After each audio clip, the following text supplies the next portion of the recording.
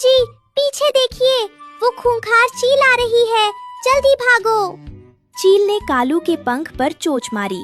दर्द के मारे कालू ने मुंह खोला और सिक्का नीचे गिर गया। वो सोने का सिक्का सीधा नीचे बहती हुई गहरी नदी में जा गिरा। छपाक! सिक्का हमेशा के लिए पानी में खो गया। मेरा सिक्का, मेरी दौलत नहीं। चील को जब सिक्का नहीं मिला तो उसने गुस्से में कालू और गौरी को ही खाने का मन बनाया। वो उन पर झपट पड़ी।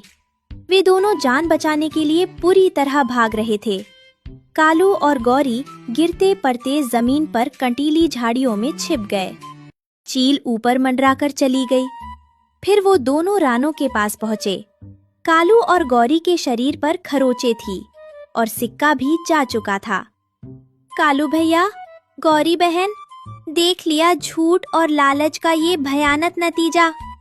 मैंने आपको उस सिक्के के साथ जाने दिया क्योंकि मुझे लगा कि ये किसी की जान बचाने के काम आएगा, लेकिन आपने उसे अपनी बेईमानी और धोखे की नींव पर खड़ा करना चाहा।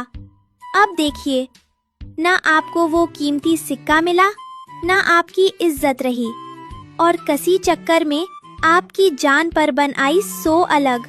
आप दोनों के शरीर पर जो ये खरोंचे हैं, ये केवल चील के पंजे के घाव नहीं हैं, बल्कि आपके झूठ और लालच का प्रमाण है। ये सब आपके धोखे और लालच की वजह से हुआ है।